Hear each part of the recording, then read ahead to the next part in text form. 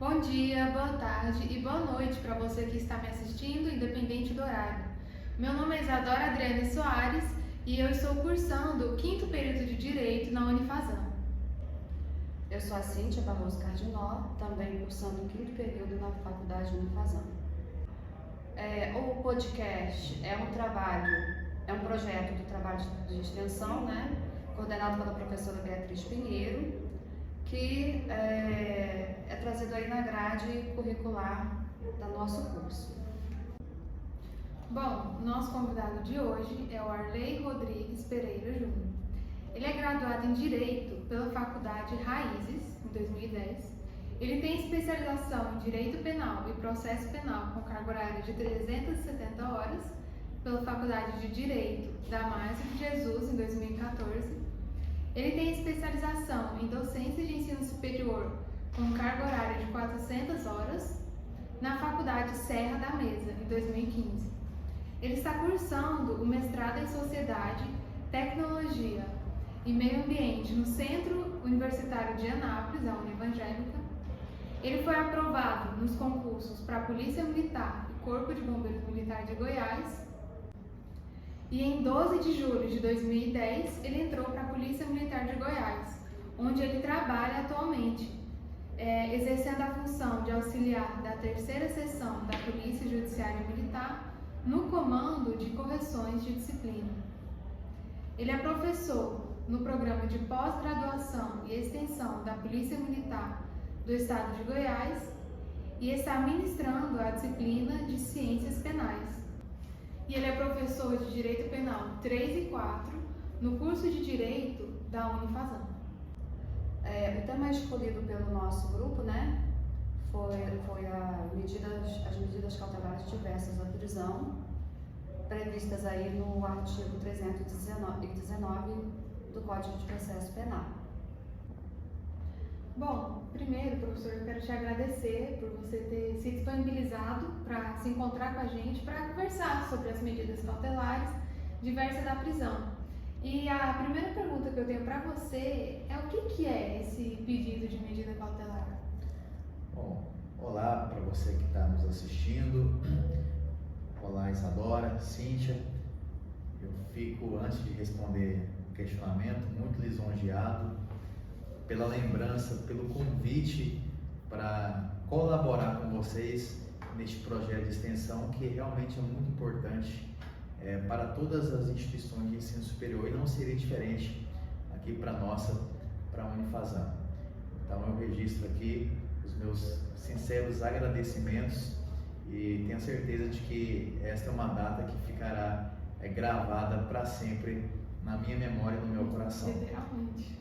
Em relação ao questionamento, medidas cautelares ou pedido de medida cautelar nada mais é do que uma precaução solicitada pela parte ao Poder Judiciário para que determinada conduta, para que determinado efeito que teoricamente se daria somente após o trânsito em julgado de uma eventual condenação, seja antecipado.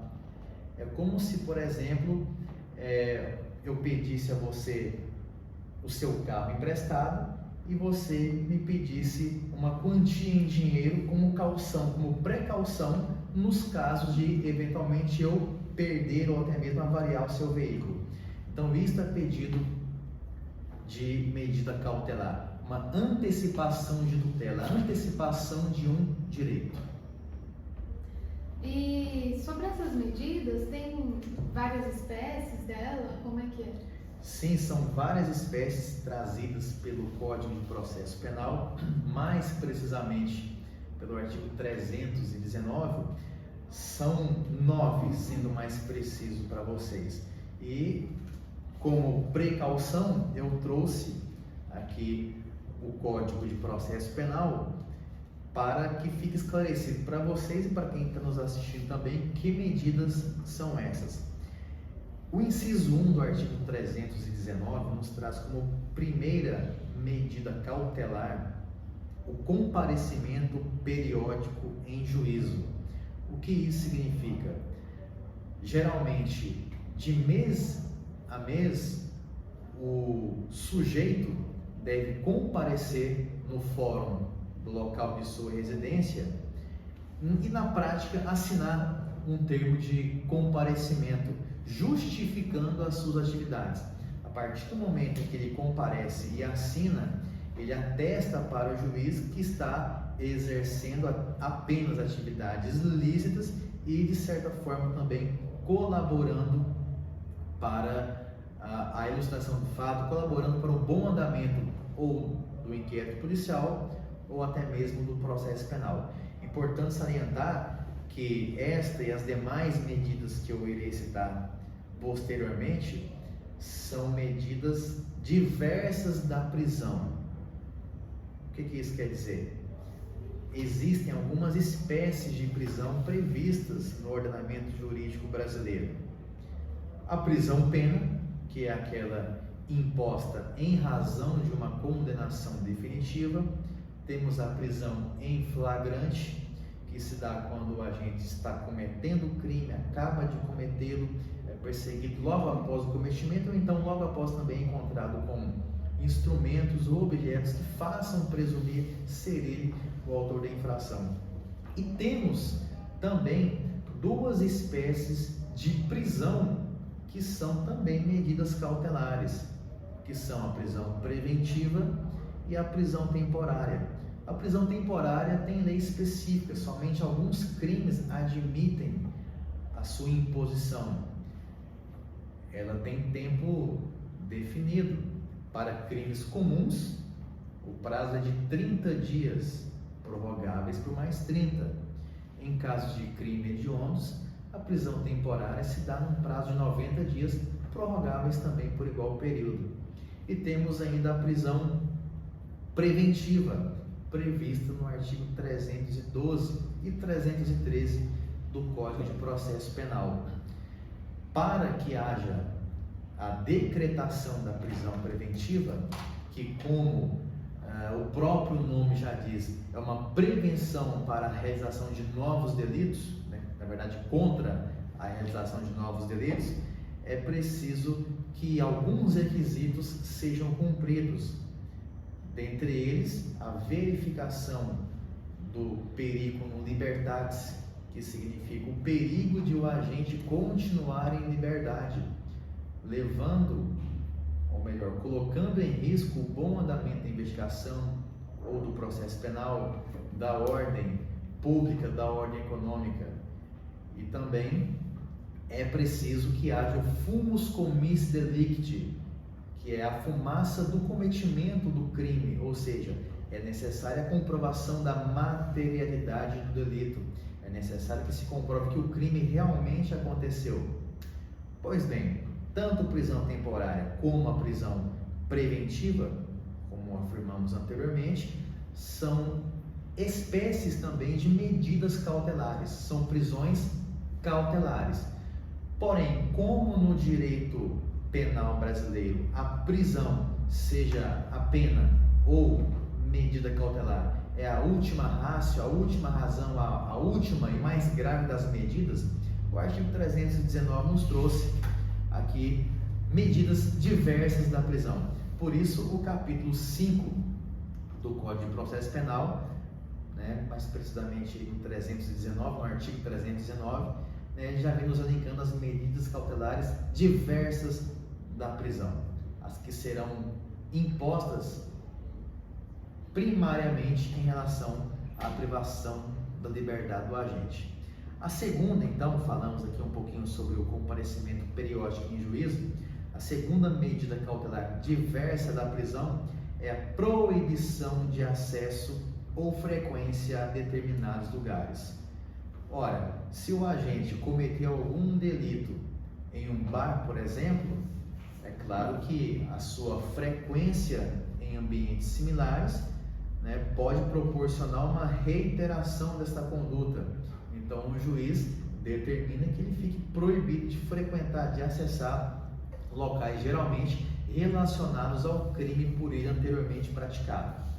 A terceira medida é a proibição de manter contato com pessoa determinada. se o crime, por exemplo, foi realizado em concurso de pessoas, seja em coautoria ou participação, é preciso que haja um distanciamento entre os agentes, justamente para que não haja uma combinação de respostas no interrogatório. Em se tratando de autor e vítima, ou autor e testemunha, também fica o sujeito proibido de se aproximar para que não haja uma coação e a vítima talvez negue, né? Ou a testemunha negue também, mesmo sob pena de incorrer num crime de falsa testemunha, se negue a dizer aquilo que realmente aconteceu. Então é uma outra forma de manter um bom andamento da investigação, bem como do processo penal. Temos também a proibição de ausentar-se da comarca, tá? Ou seja, se o agente reside em determinada localidade, ele não pode viajar sem comunicar ao juiz. É preciso que haja a comunicação e a autorização do magistrado para que o sujeito se ausente justificadamente. Temos a quinta medida cautelar, que é o recolhimento domiciliar no período noturno. Na maioria dos crimes, talvez dos crimes mais graves, o cometimento de tais delitos ocorre mais no período noturno. Então, para que se evite, olha só aquela palavrinha do início, que responde a pergunta do que são medidas cautelares. São medidas de precaução. Então, para precaver a ocorrência de novos crimes, que porventura ocorrem mais no período noturno, o juiz também proíbe o sujeito de sair à noite, determinando o seu recolhimento. Também temos a suspensão de exercício de função pública. Logicamente que esta medida é restritiva ao funcionário público que comete um crime no exercício da função. Lembrando que os crimes contra a administração pública são chamados de crimes funcionais praticados por funcionário público. E esses, na verdade, são os que estão sujeitos a esta sexta medida. Temos ainda a internação provisória, quando o crime é praticado mediante violência ou grave ameaça à pessoa, se comprovando, logicamente, que o indivíduo é semi-imputável ou inimputável, por ele não ter o total discernimento da conduta no momento de sua prática, ou então ser relativamente incapaz.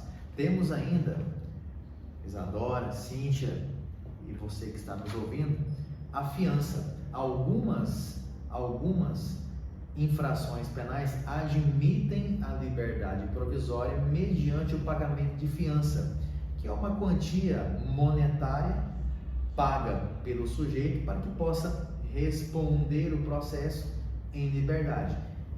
Nem todo crime admite a fiança, mas a liberdade provisória não está condicionada tão somente ao pagamento da fiança.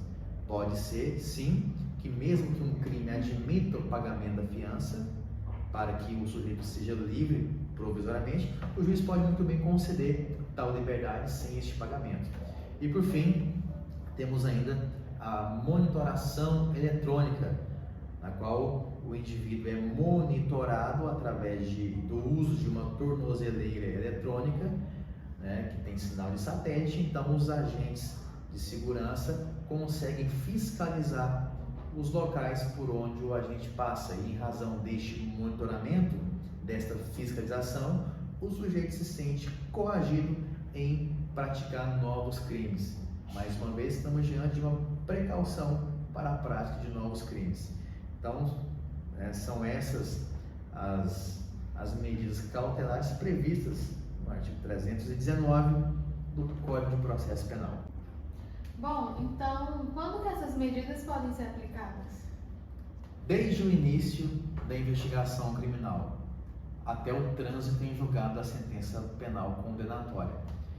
Ou seja, a partir do momento em que o inquérito policial é instaurado até o curso da ação penal, do processo penal, é possível o pedido dessas medidas cautelares. Reforçando que a persecução penal é dividida em duas fases, dois momentos distintos. No primeiro momento, é realizada a investigação criminal, presidida pelo delegado de polícia, que tem como instrumento o inquérito policial, através do qual o delegado tentará descobrir a autoria do crime, bem como comprovar a sua materialidade. É um procedimento inquisitivo, não tem ampla defesa, não tem contraditório. E o segundo momento é a ação penal propriamente dita. Nela sim, temos o contraditório e a ampla defesa. Teremos lá formada a tríade do processo penal com o juiz, a acusação e réu, logicamente auxiliado pela sua defesa. Então, Isadora, desde a investigação, como também no curso do processo penal, as medidas cautelares, essa antecipação de tutela poderá ser requerida e, consequentemente, concedida pelo juiz. Bom, e essas medidas cautelares, qual que é o efeito dela na Lei Maria da Penha nos casos onde a mulher sofre violência? A Lei Maria da Penha, Lei 11.340 de 2006, inovou de forma preponderante a proteção da mulher. Antes do seu advento, o agressor da mulher, seja esposa, namorada, ou até mesmo mamãe, irmã, pagava uma cesta básica e tudo estava resolvido. Ele voltava para casa e a violência era cometida novamente. Então a mulher vivia nesse ciclo vicioso. Com o advento da Lei Maria da Penha, melhorou a situação. Resolveu? Ainda não, mas melhorou sobremaneira. Uma vez que qualquer forma de lesão corporal praticada contra a mulher agora é de ação penal pública incondicionada. Então, mesmo que a mulher não deseje mais representar contra o seu agressor, mesmo que ela desista, a lei obriga o delegado a instaurar o inquérito policial, bem como ao promotor a oferecer a denúncia contra este agressor.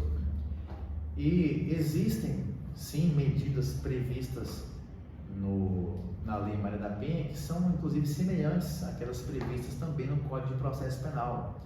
Dentre elas, a proibição de se aproximar a determinada distância da vítima, da mulher. Isto porque, com esta aproximação, o agente que já havia agredido a mulher anteriormente, tomado por sentimento mau, em virtude de uma eventual vingança, poderá agredi-la novamente ou até mesmo matá-la. Então foi uma das formas que o juiz, ou melhor, que o legislador encontrou para precaver, aí mais uma vez uma antecipação de tutela, as agressões de forma reiterada sofridas por essa mulher. Temos também a questão da monitoração eletrônica, justamente para fiscalizar o cumprimento desta medida anteriormente citada. Ora, se o agente está proibido de se aproximar, por exemplo, 200 metros da mulher, através da tornozeleira eletrônica, através desse monitoramento, né, os órgãos de segurança, os órgãos fiscalizadores, poderão verificar se o agente está ou não cumprindo tal determinação. Importante salientar também que, em caso de descumprimento injustificado de qualquer das medidas cautelares diversas da prisão, o juiz poderá de ofício revogá-las e convertê-las em prisão preventiva.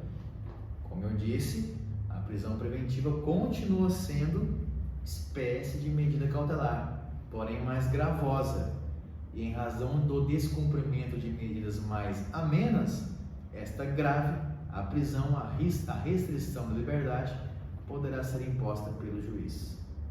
Bom, você falou que é uma ação incondicionada. O Ministério Público, ele pode requerer essas medidas? Sim, a lei prevê o requerimento para a imposição de medidas cautelares tanto pelo Ministério Público como também pelo seu assistente de acusação. Enfim, havia anteriormente a possibilidade de o juiz de ofício determinar a aplicação de medidas cautelares. Só que com o advento da Lei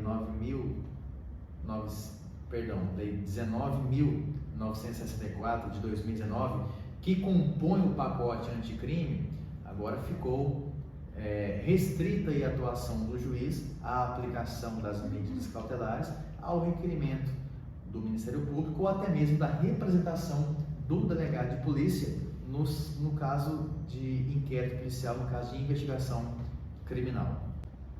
Bom, então é isso. Eu quero te agradecer mais uma vez, professor, por ter se disponibilizado para ter essa conversa com a gente. Obrigada, professor. Foi ótimo aí o nosso podcast, né? Foi muito bem explicado. Te agradeço a sua presença. Bom, mais uma vez, eu que agradeço a vocês pela oportunidade. Espero ter sido o mais claro e objetivo possível para vocês e para quem está nos assistindo também. Um abraço a todos.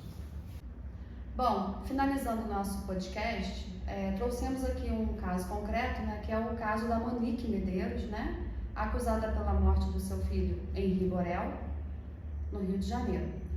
Bom, a Monique Medeiros, ela estava cumprindo aí a sua prisão preventiva, né, onde ela teve direito a medidas cautelares, que uma das medidas foi a prisão domiciliar, prevista aí no inciso 5º do artigo 319 do Código de Processo Penal, cumulativa também com a tornozeleira eletrônica, previsto no artigo 319 do Código Penal, né, no seu inciso 9º. Porém, a Monique Medeiros, né, descumpriu algumas ordens aí pela medida cautelar e retornou para a prisão. Com tudo isso, o STJ revogou essa prisão dela, certo? E concedeu a liberdade da Monique Medeiros, né? Que hoje ela está aguardando o julgamento em liberdade. Bom, esse foi o nosso podcast. Eu espero que tenha agregado em algo para vocês. Muito obrigada, boa noite a todos.